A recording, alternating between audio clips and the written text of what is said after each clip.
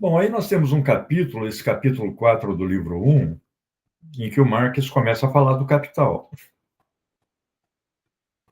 Ele apresenta, numa primeira parte, o que ele chama a fórmula do capital. A gente vê que ele opõe a fórmula do capital à fórmula da circulação de mercadorias, né? Enquanto a circulação de mercadorias é apresentada por ele como MDM, mercadoria, que é trocada por dinheiro no ato de venda, e dinheiro que é trocado por mercadoria no ato de compra. Após isso, a mercadoria sai do circuito da circulação e entra na esfera do consumo.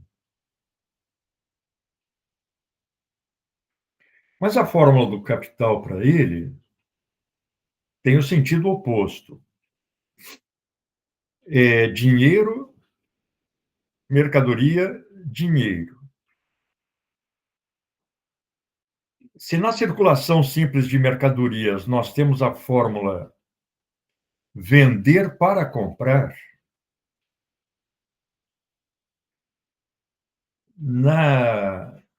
só um momentinho, a Lísia está entrando. E aí, Lísia?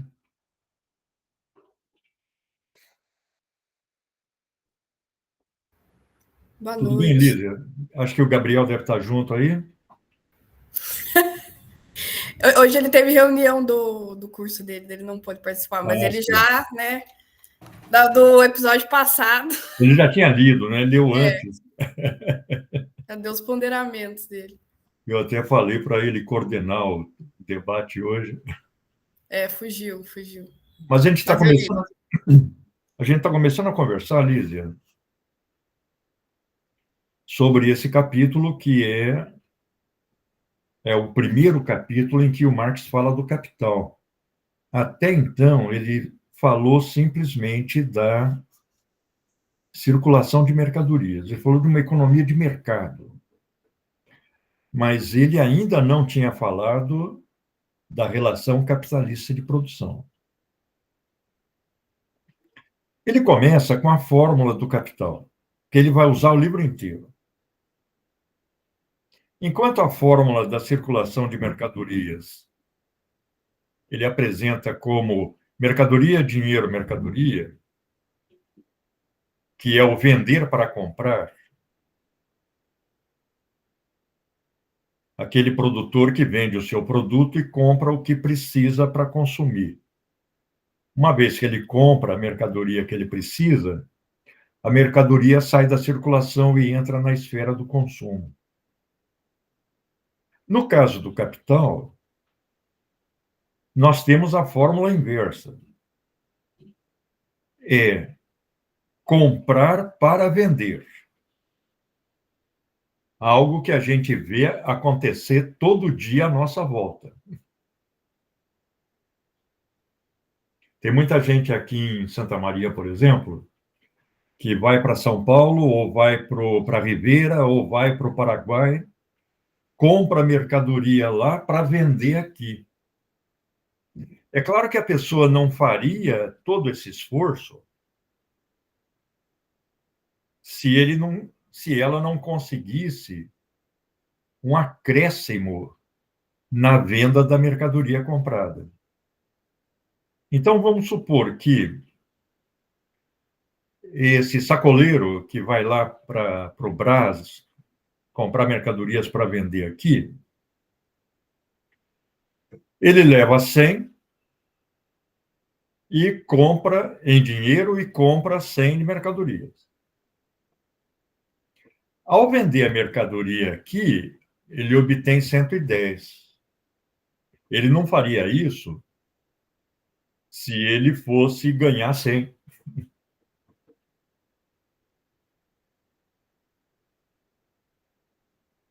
Então, a fórmula que o Marx apresenta como sendo a do capital é essa fórmula de comprar para vender,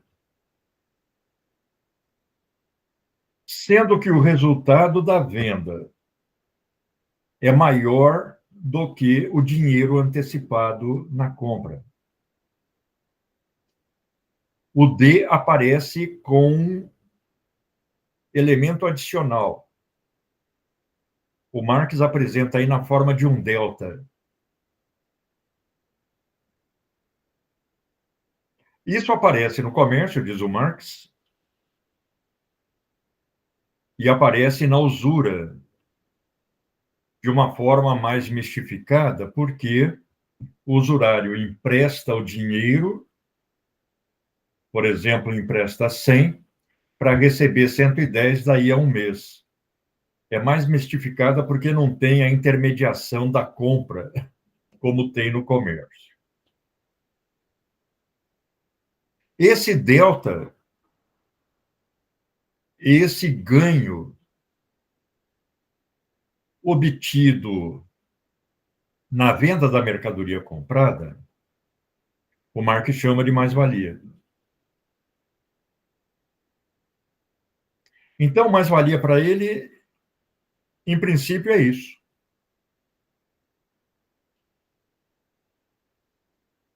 A palavra mais-valia pode ser enganosa porque ela expressa uma tradução literal. Nós poderíamos falar em valor adicional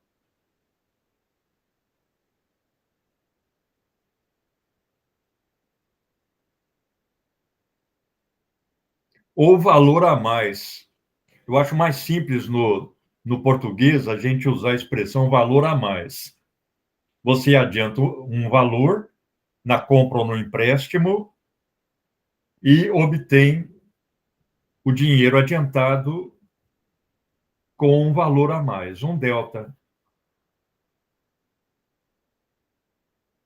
Professor, né, nessa tradução que eu estou aqui, ele chama de mais valor. Pois é. Aí fiquei pensando agora, é a mesma coisa, né? É a mesma coisa. Mas valor parece tão estranho o termo. Não sei porque... Eu até pensei que eram coisas diferentes. Não tinha me tocado que era mais-valia. A tradução da Boitempo usa essa expressão mais-valor no lugar de mais-valia. Eu acho que a expressão mais-valia é uma tradução literal da expressão francesa, que é plus-value. Então, ela foi traduzida mecanicamente, mas é um valor a mais. É só isso, é um valor a mais. É nesses momentos que você lembra que o Karl Marx viveu na França, né? O cara, todas as frases teóricas dele, todas as palavras que ele inventa, assim, tudo vem da França. É sensacional. Viveu na França e na Bélgica, né? Mas quando ele publica o Capital, a primeira vez ele publica em alemão, né? Então ele usa a expressão Mehrwert, que se a gente traduz literalmente, é mais valor, é valor a mais. Na verdade, a gente teria que inverter, teria que falar valor a mais. Mas na literatura marxista, nas primeiras traduções do Capital, nos primeiros textos de economia política que circularam entre nós, aqui no Brasil, e em língua portuguesa em geral, essa palavra mais-valia foi amplamente utilizada e ficou. Quando foi publicada a edição do Boitempo, ficou até meio estranho, né, dele usar a expressão mais-valor, mas é a mesma coisa. É um valor a mais. Se a gente falar valor a mais, eu acho até mais fácil do que usar mais valor ou mais-valia.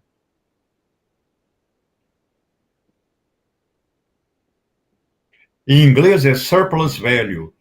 Agora, vamos levar em conta o seguinte, Vitor. O Marx não inventou a teoria da mais-valia. Sério? A teoria da mais-valia já aparece no século XVII entre os fisiocratas. Embora eles considerassem que apenas o trabalho agrícola produzisse um excedente. Mas eles não falavam em valor a mais ou em mais-valia, eles falavam numa quantidade de valores de uso maior do que aquela que alimenta o operário. Entendi. Na obra do Adam Smith, a teoria da mais-valia já está muito mais desenvolvida. Mas ele não apresenta a mais-valia de uma forma genérica como Marx. Ele apresenta a mais-valia como lucro e renda da terra. Então, o valor da mercadoria produzida no empreendimento capitalista para o Adam Smith seria dividido em pagamento do trabalho, que é o salário, lucro, que remunera o capitalista, e renda da terra, que remunera o proprietário da terra. Então, a análise, por exemplo, que o Marx faz da obra do Adam Smith nas teorias sobre a mais-valia, que é o livro que nós estamos discutindo agora, é o livro 4 do Capital, ele detalha essa teoria da mais-valia desenvolvida pelo Adam Smith, incorporada pelo David Ricardo.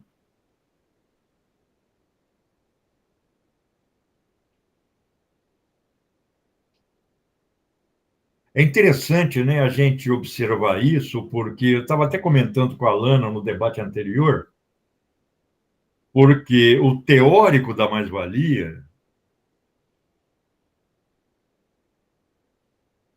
é o guru do liberalismo até hoje, que é o Adam Smith.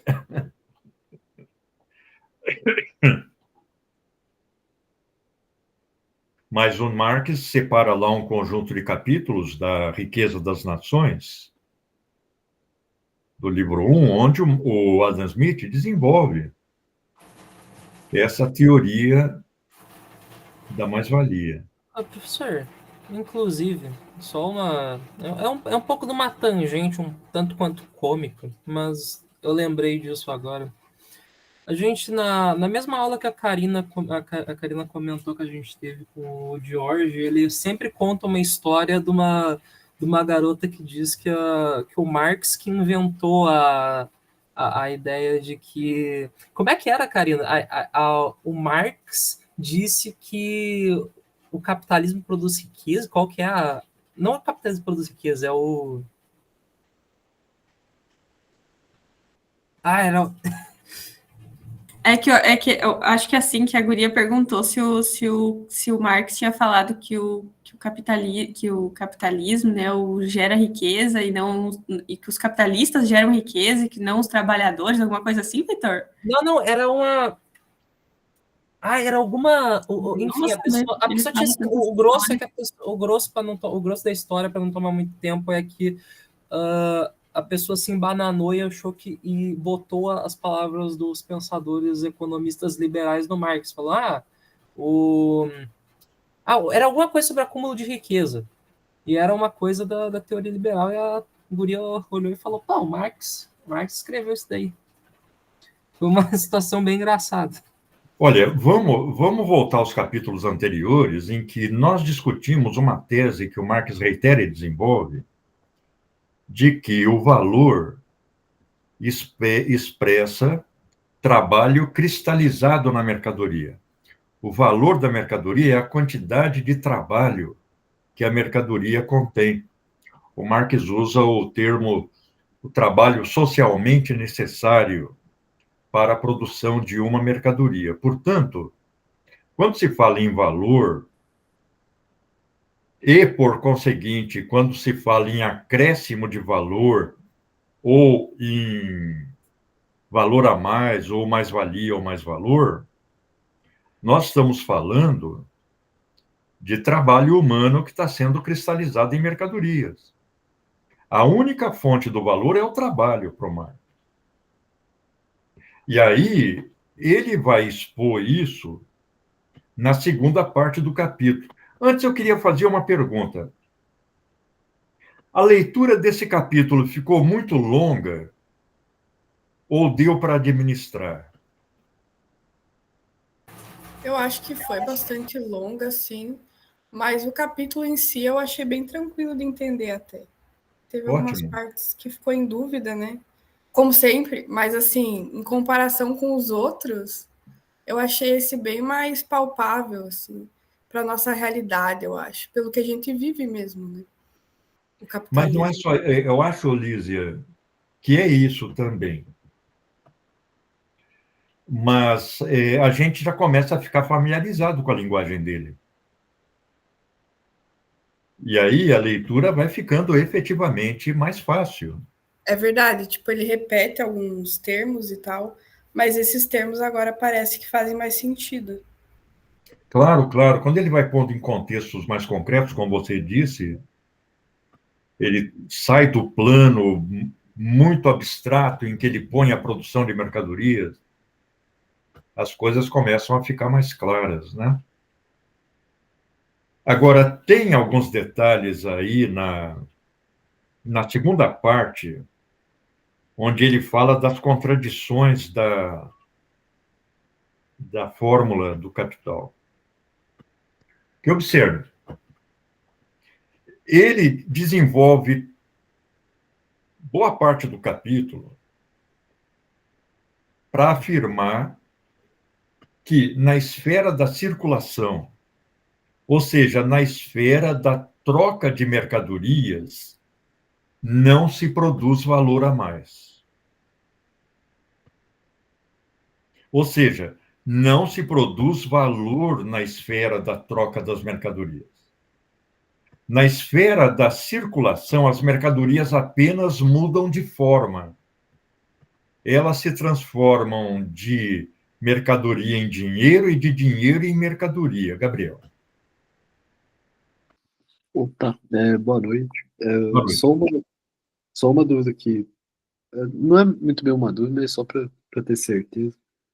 Que a teoria de que os valores das mercadorias coincidem com o preço, isso daí é da teoria liberal, né? Tipo, o Smith, o Ricardo acham isso, mas o Marx, ele acha que, que não, que, tipo, os valores das mercadorias não coincidem com o preço. É isso? Ou tô chutando? Sim e não. Para o Marx, o preço da mercadoria pode circunstancialmente não coincidir com o valor. Ele pode se situar acima ou abaixo do valor. Vamos supor, numa situação em que a oferta da mercadoria é maior do que a procura. Nesse contexto, o preço da mercadoria, já que os produtores concorrem entre si para vender, vai cair, ainda que o valor permaneça o mesmo, porque o valor é a quantidade de trabalho que a mercadoria contém. Então, pode, no dia a dia, na sucessão de conjunturas econômicas, haver não coincidência entre valor e preço, entre o valor e a expressão monetária do valor, entre o valor e a expressão do valor em dinheiro. Mas, diz o Marx, no longo prazo, essas diferenças se compensam.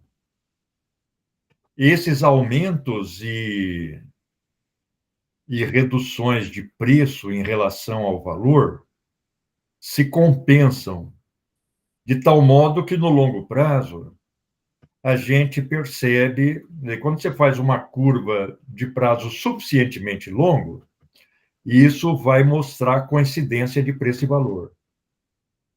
Então, um prazo mais longo apaga as diferenças se compensam. mostrando a coincidência de preço e valor. Mas no dia a dia, isso não vai ocorrer. E diz o Marx, para as relações de mercado, é importante que não ocorra.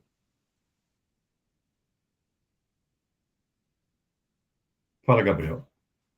Opa, então, é aquele exemplo lá que ele dá que se um cara aumenta um negócio, ele consequentemente vai ter que comprar um outro negócio mais caro. É tipo isso? Não entendi, Gabriel, Mas perdão. se, por exemplo, eu não lembro qual exemplo que o Marx usa, mas ele fala, ele fala que, por exemplo, se vamos supor lá o braçado de linho, se o cara aumenta o preço da braçada de linho, claro que não imediatamente, mas isso daí a longo prazo pode dar uma consequência no mercado de forma que isso aumente o preço também das outras coisas. E de que, Basicamente, a divisão do trabalho não permite ao produtor individual ter uma visão de conjunto. Ele não sabe quanto tecido vai ser produzido. Ele não vai conhecer a dimensão da produção. Talvez hoje a gente já tenha mais dados disponíveis, mas mesmo assim, o produtor nunca conhece a quantidade de produto que ele deve produzir. E aí, se outros produtores produzem tecido numa escala que ultrapassa, junto com o dele, a demanda da sociedade, uma parte do tecido não vai ser vendida.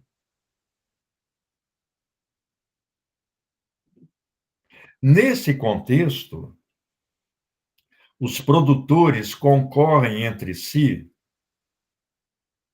para vender o seu tecido, e essa concorrência produz um leilão de redução de preço. Os produtores tentam se livrar da sua mercadoria, mesmo que tenha algum prejuízo. O oposto ocorre quando a demanda é maior que a oferta.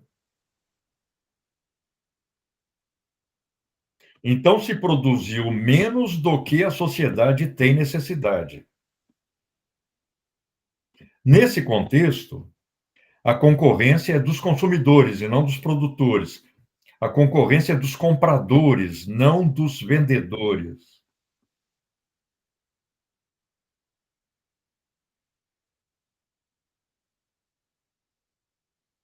E aí, claro, vai comprar quem ofereceu o preço maior.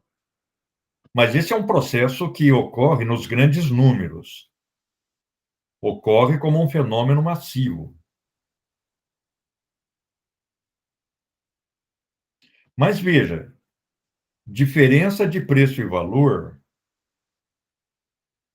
não tem nada a ver com mais-valia.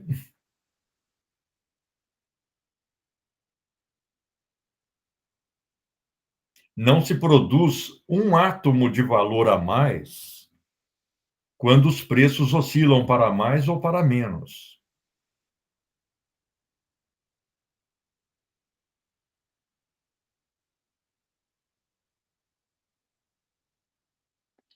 De passagem, o Marx apresenta no capítulo o capital comercial e o capital usurário como formas de capital que não produzem mais-valia. Eles obtêm um valor maior no âmbito da circulação, mas não produzem esse valor. O Marx vai explicar isso só no livro 3. Para ele, tanto o lucro comercial quanto o juro são partes da mais-valia produzida no âmbito do capital industrial. Para ele, só o capital industrial, ou seja, o capital produtivo, produz mais-valia. Nem o capital comercial, nem o capital de usura produzem mais-valia. Capital comercial e capital de usura vão se apropriar de uma parte da mais-valia produzida no âmbito do capital industrial.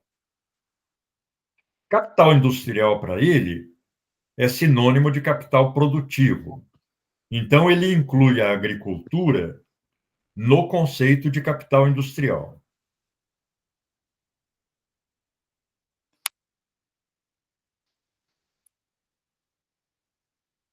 Mas aí é que ele começa a desenvolver, na segunda parte do capítulo, a sua teoria da mais-valia.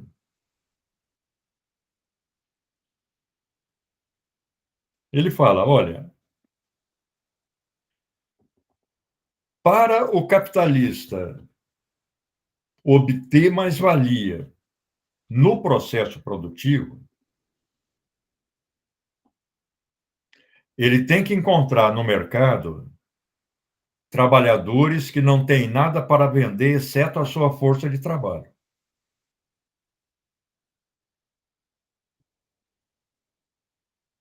A força de trabalho é a mercadoria que o trabalhador vende. O preço da força de trabalho é o salário. A expressão monetária da força, do valor da força de trabalho, é o salário.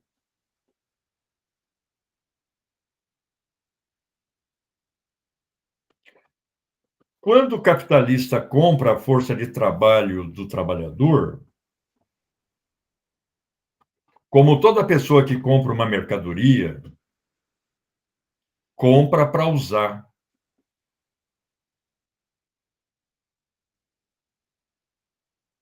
Então, o trabalhador vai comprar a energia física e intelectual, ou melhor, o capitalista vai comprar energia física e intelectual do operário, do trabalhador, para utilizá-la.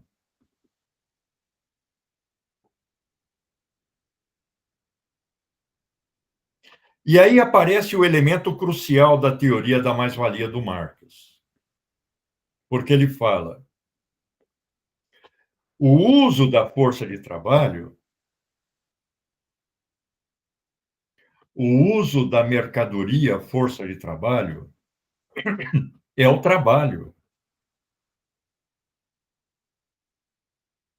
E o trabalho produz valor. Então, o capitalista compra a mercadoria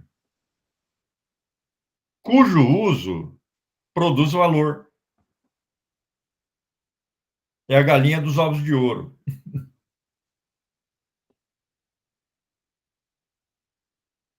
A única mercadoria que produz valor quando utilizada é a força de trabalho humana. Porque o uso da força de trabalho humana é o trabalho. E o trabalho produz valor.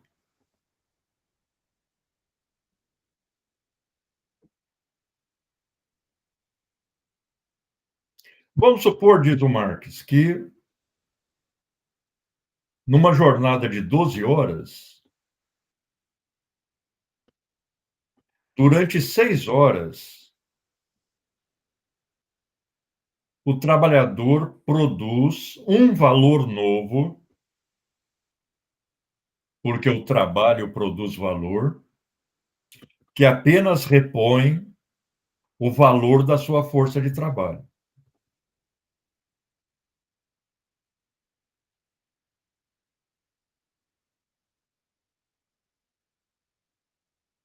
Então, durante 6 horas, ele produz valor igual ao seu salário. Mas ele não foi contratado para trabalhar 6 horas. Ele foi contratado para trabalhar 12 horas.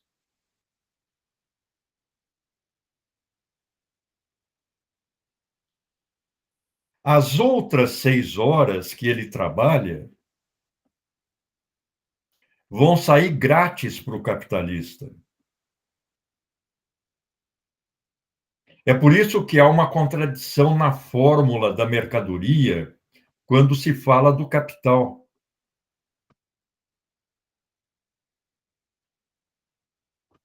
Porque a mercadoria é troca de equivalentes.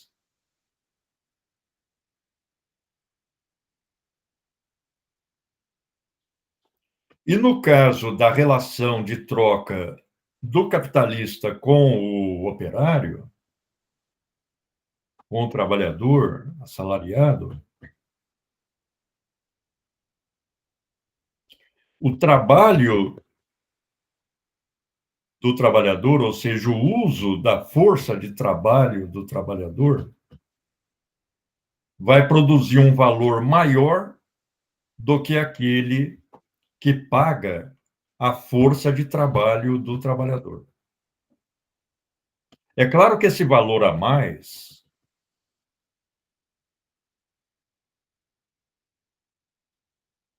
dada a nossa hipótese de que o trabalhador gasta 6 horas para produzir o valor da sua força de trabalho, então é o trabalhador que se paga. O trabalhador produz o valor do seu salário.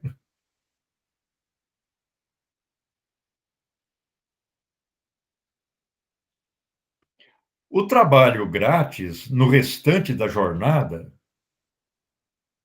o valor excedente produzido no restante da jornada pode variar.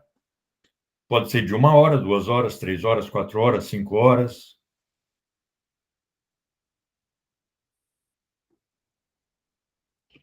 Mas essa parte da jornada é de trabalho excedente, é de trabalho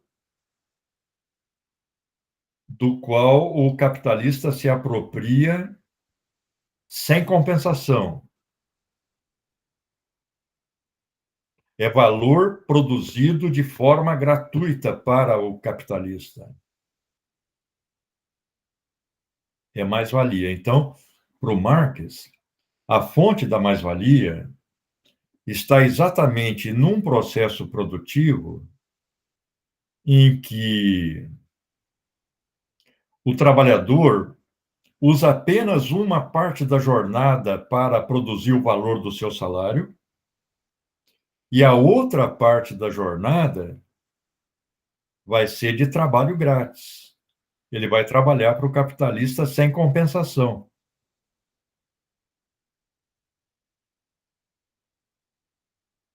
Esse é o mais-valor, mais-valia, trabalho adicional grátis.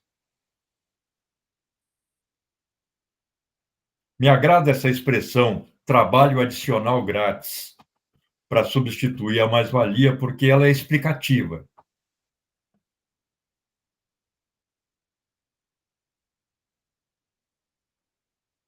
Porque, observem, o trabalhador, ele é contratado por um dia, uma semana, um mês. Então, se ele é contratado por 12 horas, ele tem que trabalhar 12 horas. É o dia de trabalho.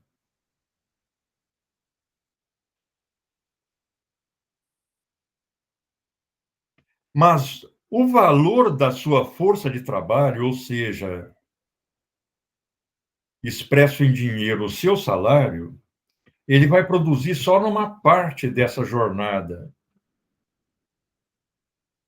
Então, essa parte vai para o trabalhador, é o salário dele. O capitalista não ganha nada com essa parte, porque é a reprodução da força de trabalho.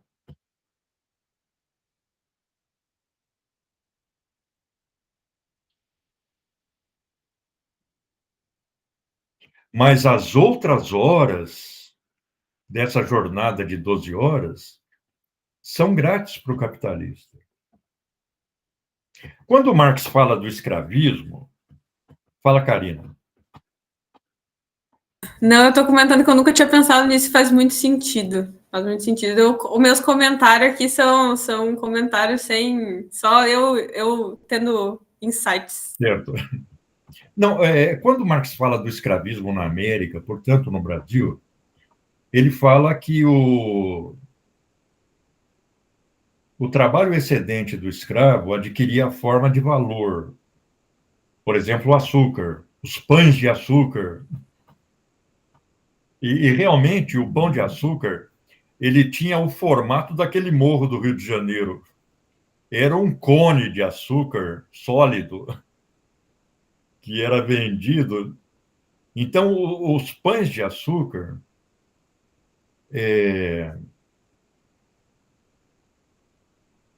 se transformavam em mercadoria. Então, para o Marx, o escravismo colonial produzia mais-valia, porque o trabalho excedente do escravo adquiria a forma de valor.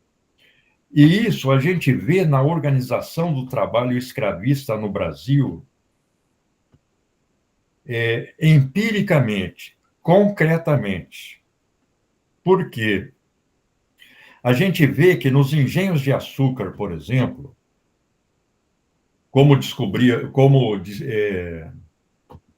descrevia o Antonil, lá naquele texto do século XVII,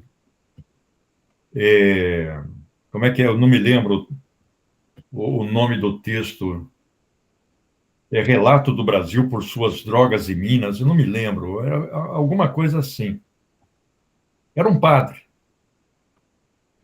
Então, ele fala, olha, boa parte do tempo, os escravizados, trabalhavam no cultivo da cana, na produção do açúcar. Tinha alguns assalariados nesse processo, que era o pessoal mais técnico do engenho.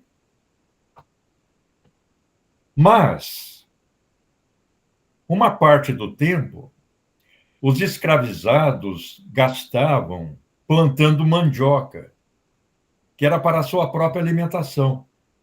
Então, o escravo, uma parte do tempo, ele trabalhava para o seu sustento, que era o plantio da mandioca, e o resto era mais-valia.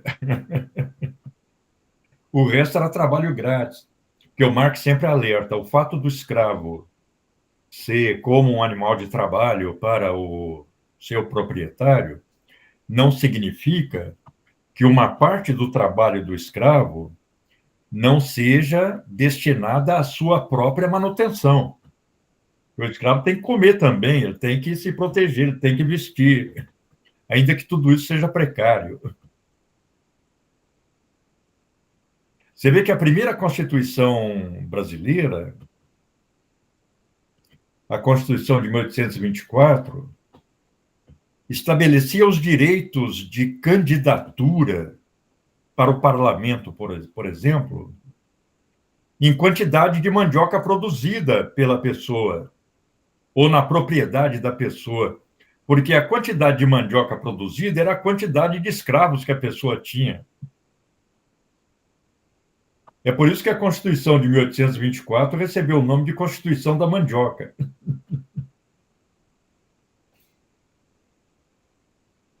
Então, havia também um trabalho necessário, o Marx vai inserir esse conceito logo à frente, que reproduz a força de trabalho, equivale ao salário, no caso do escravo, a sua manutenção, do escravo colonial, né? Cujo produto é lançado no mercado mundial. E o tempo de trabalho excedente, ou sobretrabalho, o Marx usa esse conceito também, que produz para o capitalista valor grátis. Claro, o capitalista não vai gastar em meios de produção e força de trabalho um capital de 100 mil para tirar, depois de vender a mercadoria produzida, 100 mil ou 90 mil. Embora no mercado isso possa acontecer. Nada garante que ele vá vender com mais-valia, ou usando a linguagem da economia política clássica, com lucro. mas ele investe e organiza o processo produtivo para tirar mais do que investiu. Esse lucro é a mais-valia que foi produzida durante o processo produtivo.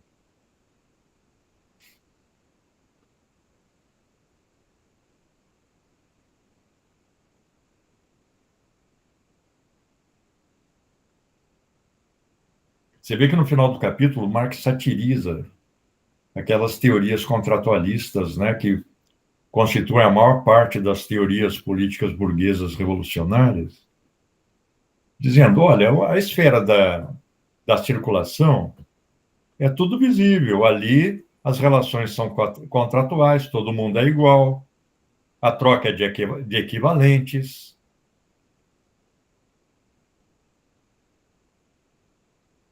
Mas entrou na fábrica, fechou a porta, aí nós vamos ter um processo permanente de desapropriação. Até o Marx usa a expressão fechou a porta da fábrica, tem lá a plaquinha, né?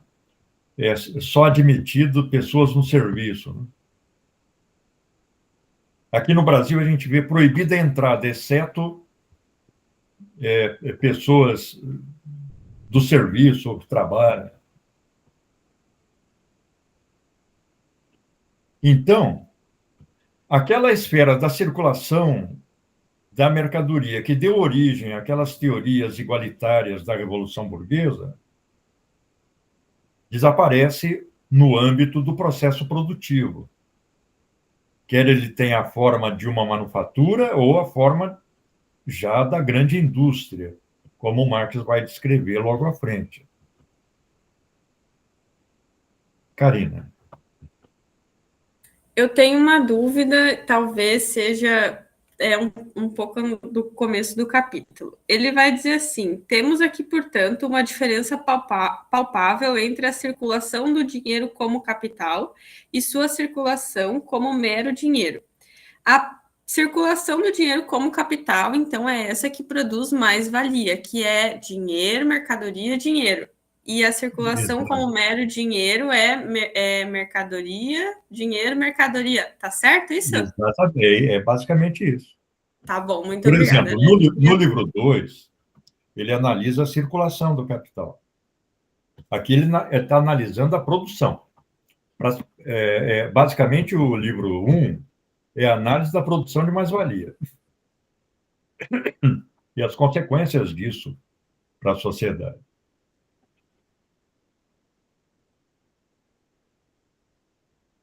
Mas no livro 2, ele mostra como o capital começa com uma quantia em dinheiro, que o capitalista transforma em meios de produção e força de trabalho. E concatena tudo isso no processo produtivo. O resultado do processo produtivo é uma massa de mercadorias. Agora carregadas de mais-valia. Quando o capitalista vende essa mercadoria produzida, ele vai obter mais do que ele investiu no início do processo.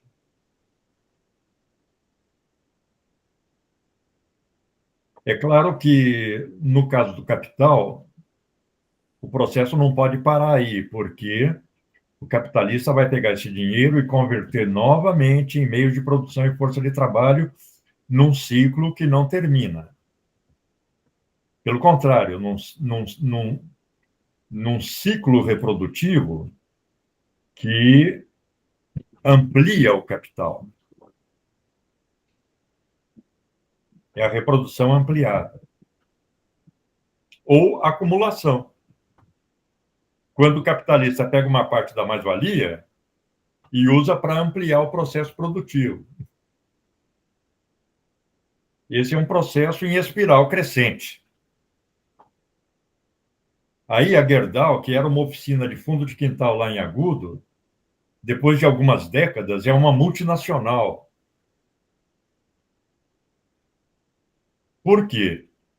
Porque ela incorporou ao processo produtivo a mais-valia produzida.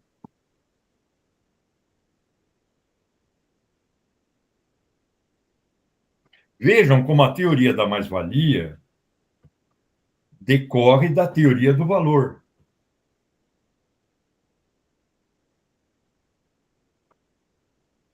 Agora, veja que o Marx, uma boa parte do capítulo, ele fala, olha, é preciso uma grande transformação histórica que desaproprie trabalhadores dos seus meios de produção, que no mercado haja uma grande quantidade de pessoas que nada tenham, exceto a sua força de trabalho, para que a produção capitalista se desenvolva. É o que a gente estava discutindo em encontros anteriores, sobre os cercamentos, aqueles grandes processos de desapropriação da acumulação primitiva, que deram origem à classe trabalhadora moderna.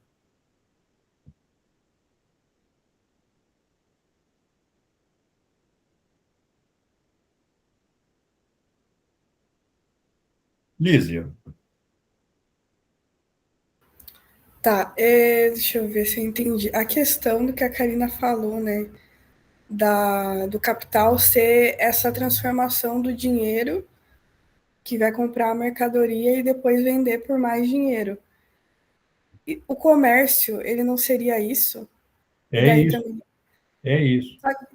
Tá, mas aí eu não sei se eu entendi errado se o senhor falou que o comércio em si não produz o capital, necessariamente. Veja, para o Marx, o âmbito da circulação da mercadoria, que é a sequência de relações de compra e venda, ou de venda e compra, não produz valor. No âmbito da circulação, a mercadoria simplesmente muda de forma. Ela deixa de ser valor de uso, se transforma em dinheiro. O dinheiro deixa de ser dinheiro, se transforma num novo valor de uso.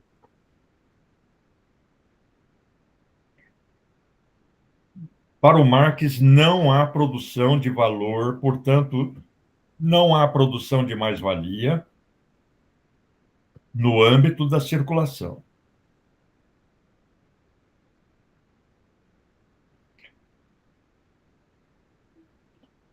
O acréscimo ao capital comercial, o lucro comercial, ele chama de mais-valia. Então, você vai lá no Paraguai, compra mercadoria e vende aqui por um valor maior. Esse acréscimo de valor para o Marx é mais-valia. Quando você empresta o seu dinheiro a juros, você continua no âmbito da circulação. Mas você empresta 100 e obtém de volta 110. Obteve aí um valor a mais. É uma mais-valia.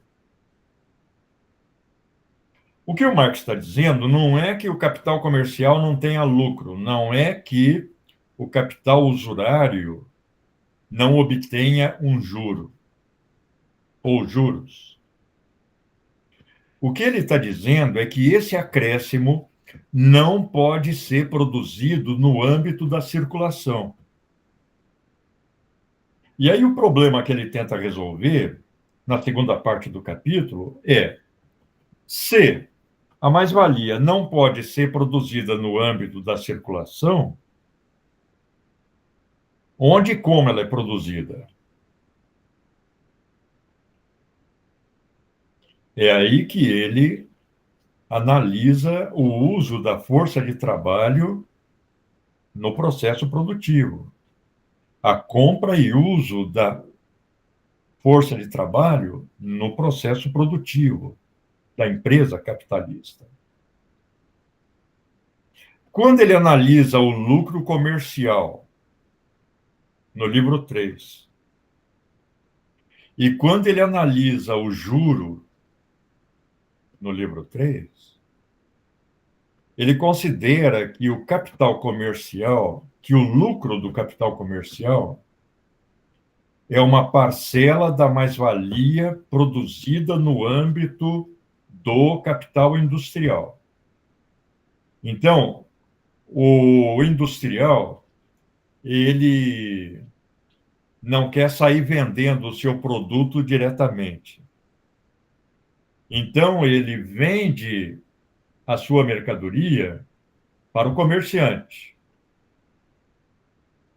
O comerciante vai distribuir a mercadoria dele. Mas, para fazer isso, o comerciante se apropria de uma parte da mais-valia do industrial. Porque, no âmbito da circulação, portanto, no âmbito do comércio, não há produção de mais-valia. O lucro comercial é produzido no âmbito do processo produtivo industrial. A mesma coisa vale para o juro. Ou seja, uma tese recorrente do Capital, que é básica na crítica que o Marx faz de N economistas políticos. Não há produção de valor no âmbito da circulação. Por exemplo, os mercantilistas achavam, e o Marx faz uma crítica aos mercantilistas na Teorias da Mais-Valia, que o lucro vinha do fato do comerciante vender mais caro do que comprou, ou vender mais caro do que gastou no processo produtivo. Ele achava que o lucro vinha do fato de o comerciante vender a mercadoria acima do seu valor. Então tem um lucro. Mas o Marx fala, olha, no âmbito da circulação, se uma pessoa vende a mercadoria acima do valor, outra vai perder. De tal forma que a quantidade de valor vai permanecer a mesma. Produção de mais-valia só pode ocorrer no âmbito do processo produtivo, porque, para o Marx, só o trabalho produz valor. Valor é trabalho humano cristalizado.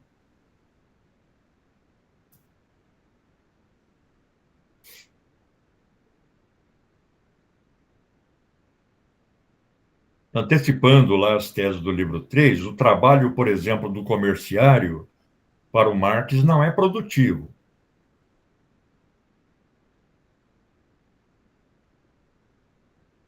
Ele vai ser explorado como o operário, mas o trabalho excedente do comerciário simplesmente permite ao comerciante se apropriar de uma quantia maior da mais-valia industrial.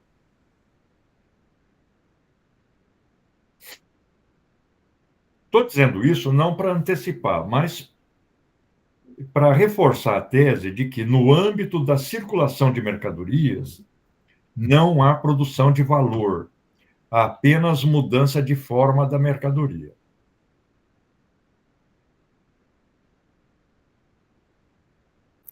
A mais-valia, ela... Desculpa. Fala, Lísia. Não, é só para mim ver se estou entendendo, que a mais-valia, ela então exigiria esse trabalho livre, digamos assim. Esse trabalhador livre. É. Trabalhador livre para o Marx é o trabalhador sem meios de produção. A única mercadoria que ele tem para vender, já que ele não tem meios de produção para produzir uma mercadoria, é a sua energia pessoal. A sua força de trabalho, inclusive com a sua qualificação profissional. Você vê que o Marx faz uma análise da mercadoria força de trabalho. Ele fala, a força de trabalho é uma mercadoria como qualquer outra. Ela é produzida também pelo tempo de trabalho socialmente necessário para produzi-la.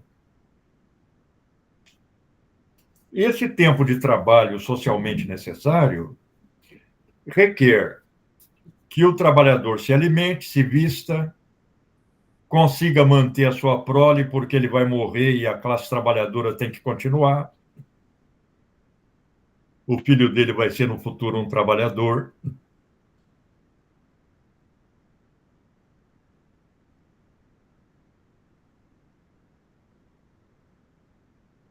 Então, para o Marx, a força de trabalho é uma mercadoria como as outras, no sentido de que ela também é produzida por uma quantidade de trabalho socialmente necessária. Mas, diz o Marx, o valor da força de trabalho se altera historicamente, muda culturalmente.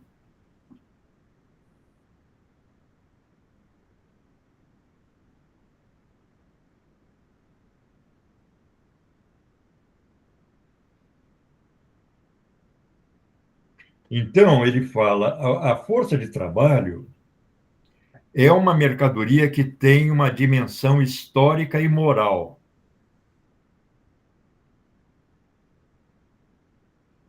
Ela é, em grande medida, culturalmente determinada. Em uma passagem ele fala, na França, os trabalhadores tomam vinho, na Inglaterra, os trabalhadores tomam cerveja. Mas o custo do vinho e da cerveja, o valor do vinho e da cerveja, fazem parte, na medida em que são elementos de consumo habituais dos trabalhadores, não precisa fazer bem, pode fazer mal. Mas na medida em que são mercadorias que o trabalhador habitualmente consome, o valor dessas mercadorias faz parte da constituição do valor da força de trabalho. Por exemplo, hoje, quando a gente tenta analisar a constituição do valor da força de trabalho, 150 anos depois de Marx, com o desenvolvimento de lutas sindicais e políticas dos trabalhadores que alteraram bastante o cenário da relação capital e trabalho, a gente vê que, por exemplo, um sistema único de saúde faz parte do trabalho socialmente necessário de reprodução da força de trabalho no Brasil. Assim como o sistema escolar, as políticas habitacionais, a Bolsa Família, as políticas de construção de redes de esgoto, de redes de água.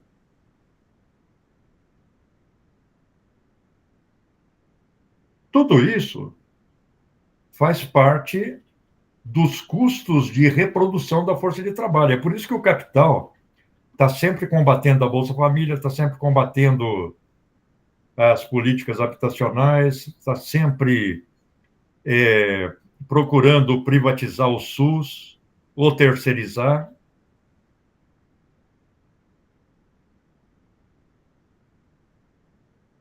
Porque isso significa reduzir o valor da força de trabalho. Por exemplo, uma parte da classe trabalhadora brasileira veste coisas compradas em supermercados e grandes lojas de roupa pronta. Então, você entra no Carrefour, tem um setor lá. O trovão foi aqui. Eu me assustei naquela hora. Aqui Não, também, aqui também. Não, aqui deu o maior trovão já visto, hein? Olha aí. Então, por exemplo, você entra num Carrefour, num Big, nesses mercados que vendem loja, ou mesmo mercados menores, tem lá um monte de bermuda, camiseta, sandália, não sei o quê, agasalhos.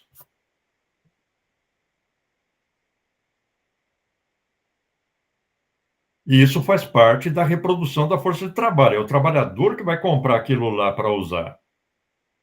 Aí você pega a etiqueta, está lá, fabricado na China. Então, essa roupa que vem da China, ela é produzida por um custo muito menor do que seria produzido no Brasil.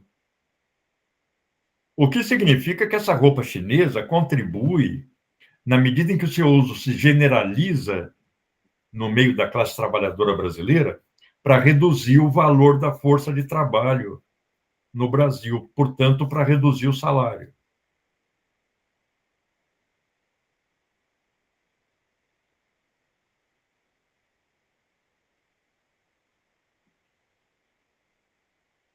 Vejam que o Marx ele analisa a mercadoria, força de trabalho, mais circunstanciadamente do que ele analisou as outras mercadorias nos capítulos anteriores.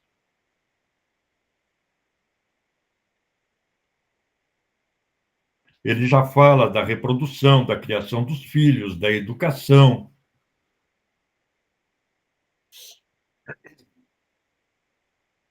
Eu devo estar recebendo alertas de temporal aqui, que meu celular está chiando. Alerta laranja, ó. Alerta para chuva, raios e granizo, risco alto de alagamentos. Até às 23h30. E eu não estou preocupado aqui, porque é cheio de para-raio aqui em volta. Em todo caso, né? Como tudo está mudando.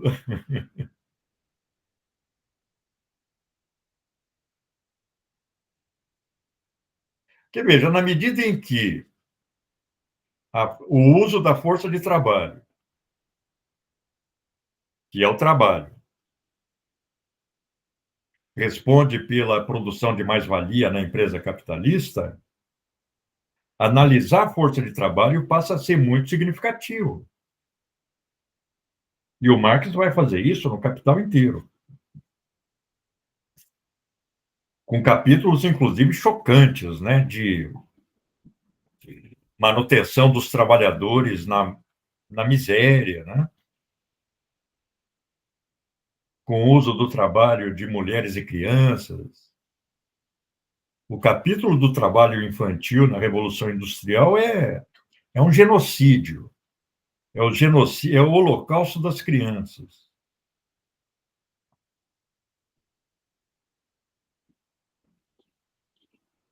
Porque, claro, na medida em que o trabalho produz valor e a diferença entre o salário e a jornada de trabalho responde pela mais-valia, o capitalista vai querer explorar o trabalhador o máximo.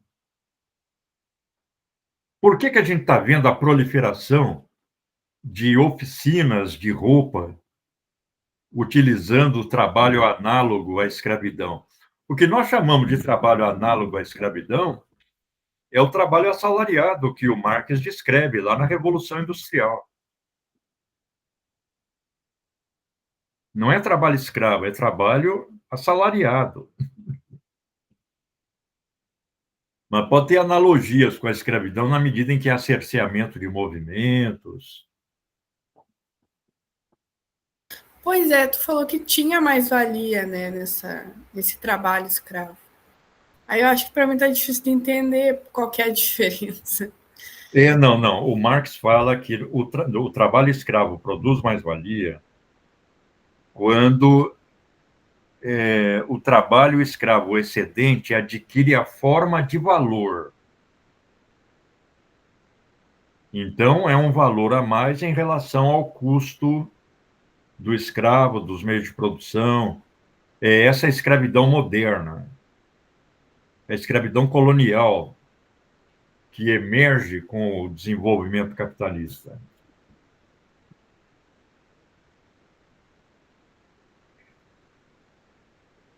embora o Marx, numa notinha, faça essa referência do trabalho escravo como produtor de mais-valia, desde que o seu trabalho excedente adquira forma de valor, ele analisa a mais-valia na sua forma capitalista. Fala, Gabriel. Tem uma coisa que, quando eu estava lendo, o Marx, em um momento, ele vai falar do couro e da bota. E quando uma pessoa ela pega o couro e faz a bota ela tem mais valor, né, mais trabalho cristalizado do que o couro. Mas esse processo ele não forma mais valor, porque o mais valor seria tipo o valor valorizando a si próprio. Isso só poderia ser alcançado com a Não, força de trabalho. vamos imaginar a produção dessa bota por um sapateiro, um produtor individual, e a produção dessa bota por um empresário capitalista numa fábrica de botas. O sapateiro, ele vai incorporar uma série de meios de produção, ou melhor, vai incorporar o valor de uma série de meios de produção na produção da bota. Para produzir a bota, ele precisa do couro, ele precisa de linha, ele precisa de ferramentas como prego, martelo, não sei o quê, mesa. O valor dos meios de produção, como o Marx vai analisar num capítulo a seguir, é simplesmente transferido para o produto.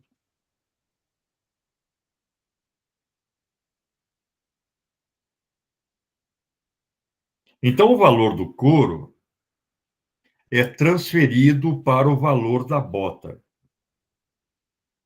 O valor da linha é transferido para o valor da bota. O valor da graxa é transferido para o valor da bota.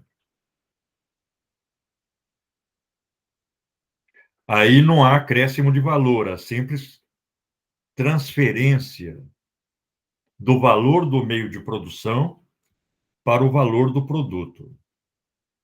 Mas o sapateiro, para produzir a bota, ele está trabalhando, e trabalho produz valor. Então, a bota vai conter mais trabalho do que os meios de produção utilizados na bota.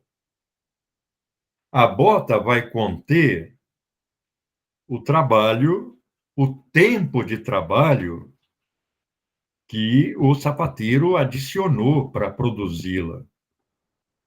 Isso é trabalho novo, é valor novo.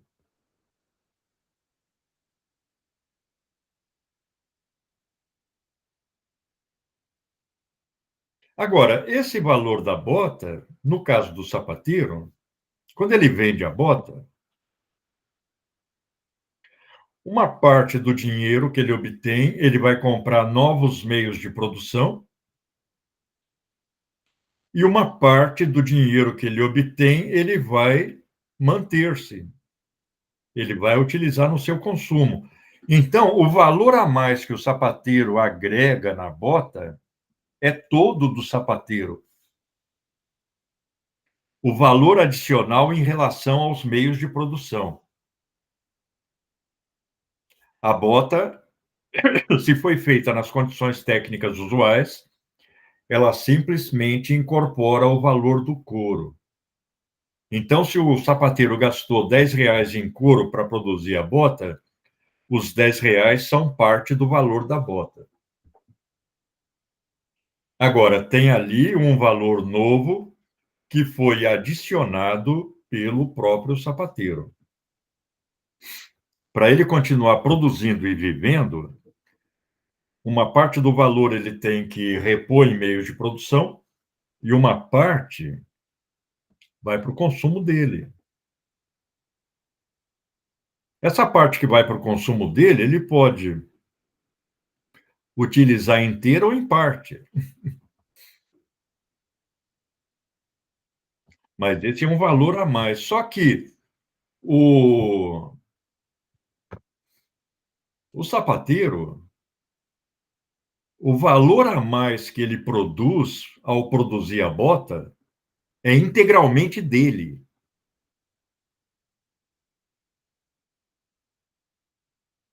Tanto que é necessário para a sua subsistência, quanto eventualmente um valor a mais que ele vai usar para comprar objetos de luxo, ou para ampliar o processo produtivo dele, ou aperfeiçoar o processo produtivo dele, ou comprar uma Bíblia, como Marx satiriza um pouco no capítulo anterior. Mas quando ele vende a bota, o valor inteiro da bota é dele. Isso não ocorre na empresa capitalista. Quando o capitalista vende a mercadoria que produziu, a bota que ele produziu numa fábrica empregando, por exemplo, 500 trabalhadores, uma parte do valor da bota vai ser destinada à reposição dos meios de produção. Uma parte do valor da bota vai ser destinada ao pagamento de salário. Mas uma parte do valor da bota é dele. Essa é a mais-valia.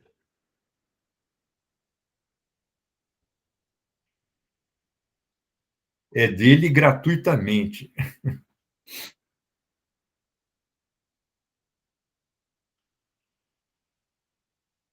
Esse é o valor a mais, é o mais-valor, é a mais-valia, é o valor adicional grátis.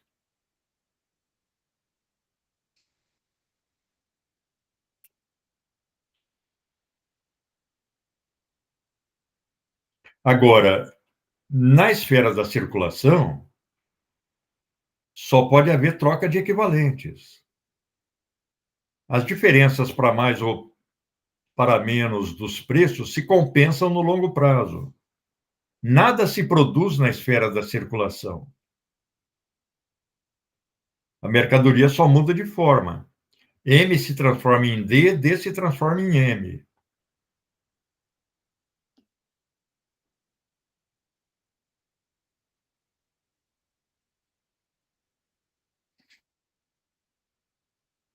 Isso vale para o capital na sua forma comercial, vale para o capital na sua forma usurária.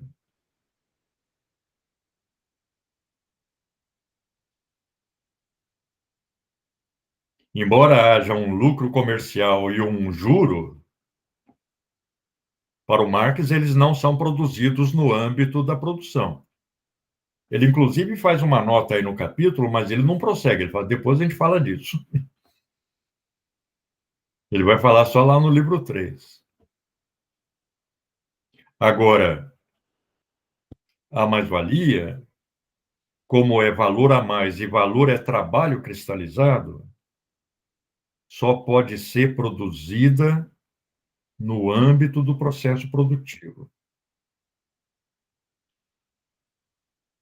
Porque o capitalista compra a mercadoria cujo uso produz valor. Porque ele compra a mercadoria, que é a força de trabalho do trabalhador, cujo uso, e ele compra para usar, é o trabalho. E o trabalho produz valor. Numa jornada, uma parte da jornada paga o salário e a outra é valor grátis para ele. É a mais-valia. Ou seja, essa é uma teoria do lucro que já aparece em Adam Smith, em Ricardo, de formas um pouco diferentes. Professor, Vitor. Aí não é uma questão interessante, né? Porque quando você define que o lucro ele tem essa natureza de mais-valia, como você acabou de falar também, é um trabalho grátis é um trabalho grátis, por assim dizer, do trabalhador, É é um um trabalho trabalho grátis. extra. É um trabalho extra. um trabalho Isso extra.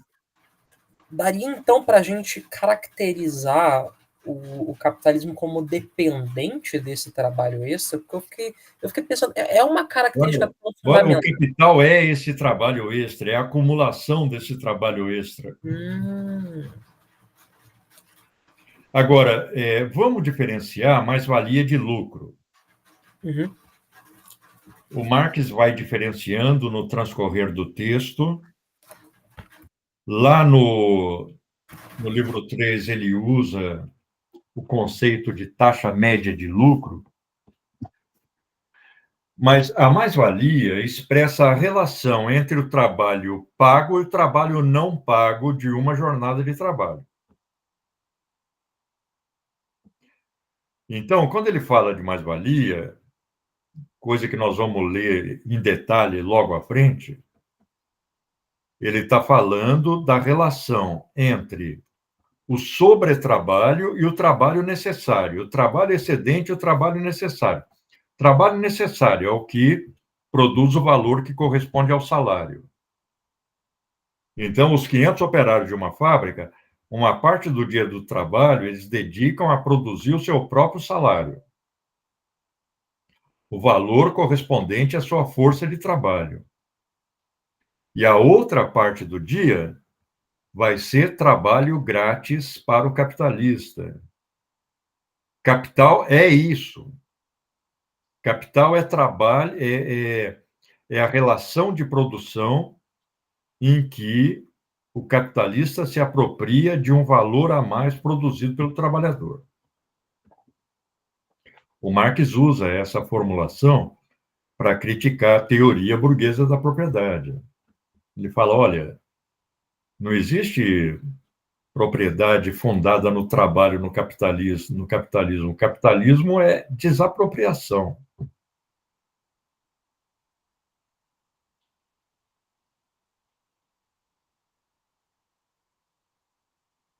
Entendo. Agora, quando ele fala de lucro, ele usa um conceito tirado dos economistas clássicos. Ele não está relacionando simplesmente o trabalho excedente com o trabalho necessário, a mais-valia com o salário. Ele está relacionando a mais-valia com o conjunto do capital investido ou o conjunto do capital adiantado, que é a maneira como os economistas clássicos fazem. Eles não relacionam a mais-valia apenas com o trabalho necessário, apenas com o salário. Porque aí a mais-valia fica evidente. Eles relacionam a mais-valia com o conjunto do capital, meios de produção mais força de trabalho. Aí você esconde a mais-valia no conjunto do capital. O lucro passa a ser uma remuneração do capital. E aí o capitalista acha que é porque ele que está dirigindo a produção, ele tem o direito de ter uma remuneração.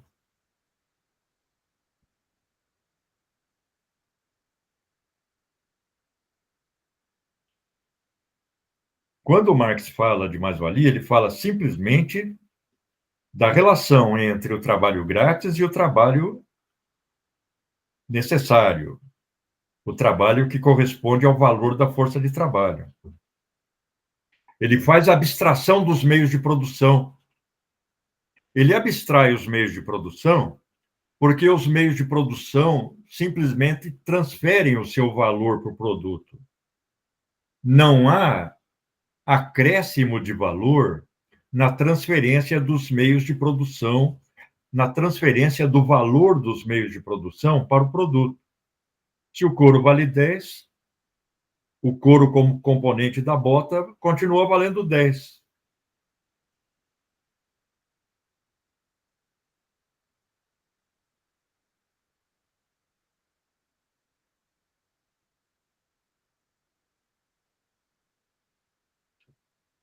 Agora começou um dilúvio por aqui.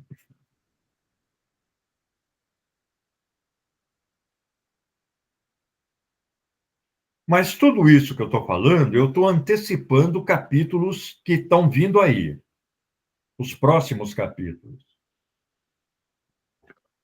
Claro, eu acho que às vezes a antecipação ajuda a compreensão. Assim como a Lisa falou, olha, esse capítulo está ajudando pela situação mais concreta, né, a compreender melhor o argumento do autor. Deixa eu ver o que nós vamos discutir na próxima semana.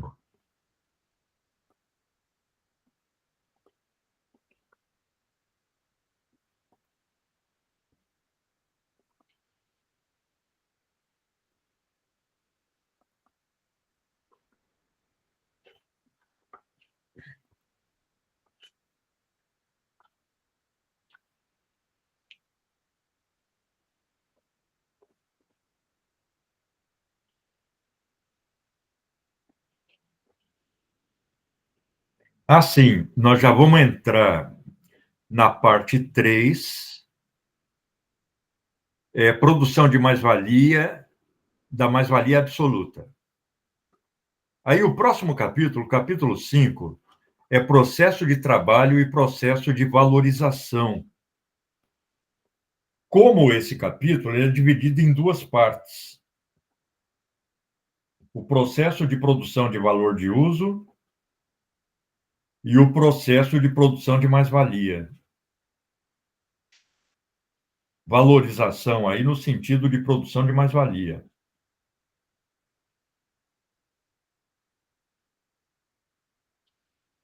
Aí, se vocês quiserem, nós podemos dividir esse capítulo em 2, para que a pressão da leitura não fique tão grande.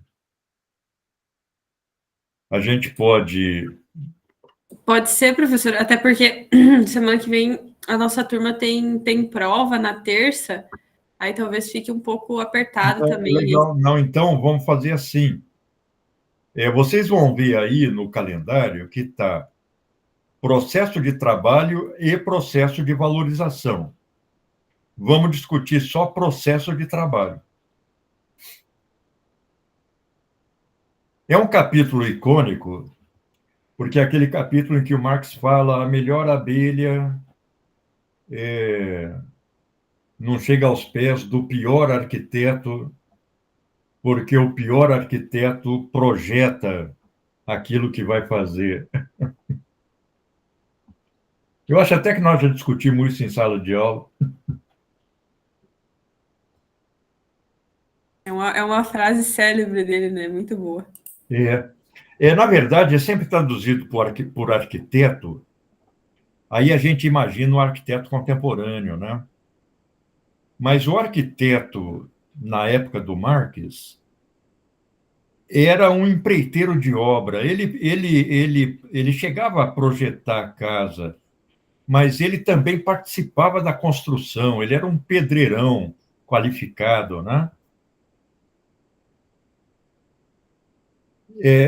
Talvez fosse melhor a gente chamar de construtor, né?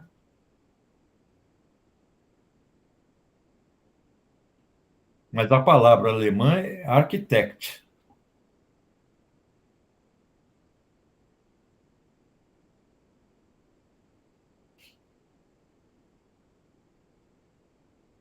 Então havia aí a junção de projeção e, e realização da obra.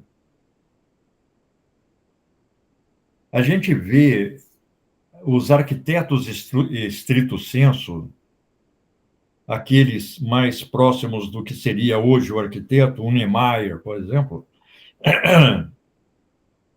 naqueles que projetaram grandes obras, né? Grandes igrejas e tal. Aí, em geral, eles podiam ajudar a dirigir o processo ou não, né? Mas às vezes a igreja demorava décadas para ser construída, o cara morria e outro continuava.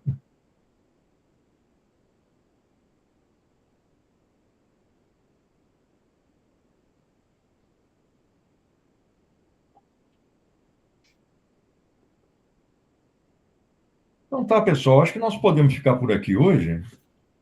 Alguém gostaria de levantar mais alguma coisa, dúvida e tal?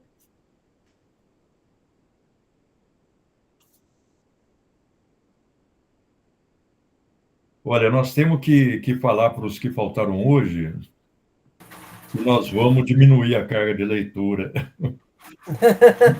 Eu não estou vendo a Paloma, não estou vendo quem mais. Essa semana aí Final foi. do semestre é complicado para você, Francisco. Pois é. Professor, assim, eu acredito que o pessoal não tá nem. Eu acredito que o problema não seja nem. Talvez não seja nem a carga de leitura, que tem a gente tá com uma N trabalhos para fazer agora, sabe? Realmente. Eu considero que final de semestre sempre é complicado. A gente pode, eventualmente, até pular algumas semanas, se vocês quiserem, não tem problema. Eu acho que é mais fácil vocês se manterem na leitura se a gente tem essa flexibilidade do calendário. Eu até acho que é melhor vocês fazerem o calendário do que eu, porque a minha tendência vai ser sempre dar para usar a linguagem científica, dar uma carcada na leitura, né? Mas vocês é que sabem do tempo disponível.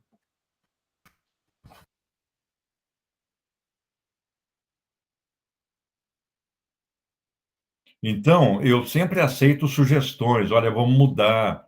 Está muito longo aqui, tem muitas páginas. Ou então, semana que vem não dá, vamos pular. A gente pode fazer tudo isso. Eu acho que isso contribui para manter a sequência da leitura.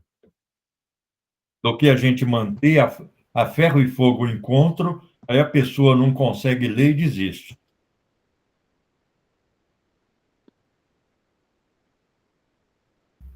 Ah, eu não sei, né, se concordam, mas assim, eu pensei até na questão de semana que vem talvez a gente não fazer, e aí na outra a gente fazer dos dois, entendeu? Não sei Podemos, claro. Porque eu queria acho que na outra vocês já não vão ter mais aula praticamente, né? só tem alguns trabalhos e poucas Certo. aulas. Não, tudo bem, pode ser. Então, por exemplo, a gente pula a semana que vem e discute processo de trabalho e processo de valorização na outra semana. Acho que fica bem bom. Eu dou uma atualizada no calendário e mando para todo mundo, com as novas datas. Eu ainda estou com o calendário antigo aqui, com datas desatualizadas, porque eu estava com o calendário atualizado, mas para variar, fazendo experiências no meu computador, apaguei tudo, tudo. Zerei meu computador. E aí eu tive que começar a buscar as coisas no Moodle, no nosso grupo do Telegram, aliás, nos grupos das disciplinas do Telegram. Perdi alguma coisa, né? Trabalho feito, inclusive, eu estava com uma parte de um capítulo do Capital traduzida, eu perdi totalmente, eu vou ter que começar do zero. Mas o senhor não tinha drive, alguma coisa assim, nada? Eu tinha muito backup, mas as coisas mais atualizadas, não. Os meus backups estavam desatualizados, então o trabalho mais recente eu perdi. Ah, que pena, professor. Meu Deus. Pena. Sem contar que 2 dias depois eu perdi minha carteira com todos os meus documentos. Mas fala no Não WhatsApp. tem que rir, né? Tem que rir para não chorar.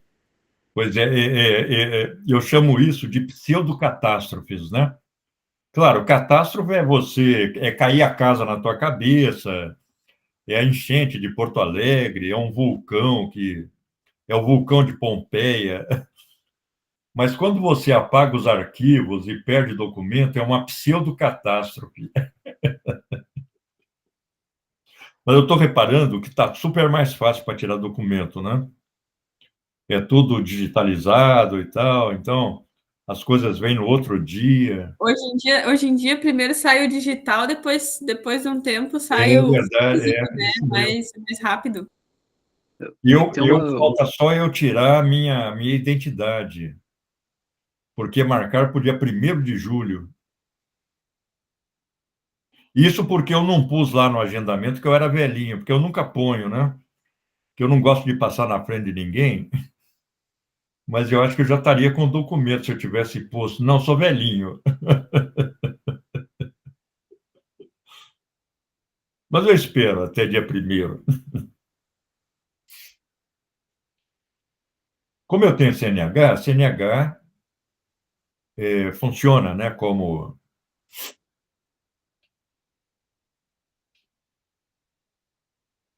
eu tenho, inclusive, CNH de moto, e hoje, se eu precisar salvar minha vida pilotando uma moto, eu estou morto. Eu não lembro, a última vez que eu pilotei. Eu só andei de moto no autoescola, no motoescola. Depois que eu tirei a carteira, nunca mais. Eu nem lembro mais como é que é. Mas quando você renova a carteira, renova de moto também. Não se arriscou dar um grau, professor, mais. Pois é, eu não Cara, eu sei. queria Eu tenho muito. vontade. Eu tenho vontade Queria muito ver o professor dando grau, cara. eu tenho vontade de ter umas aulas para relembrar, que vai ser só isso, né? Porque a carteira eu tenho. Falta eu aprender. É diferente que sabe pilotar, mas não tem carteira, né? Eu tenho carteira, não sei pilotar.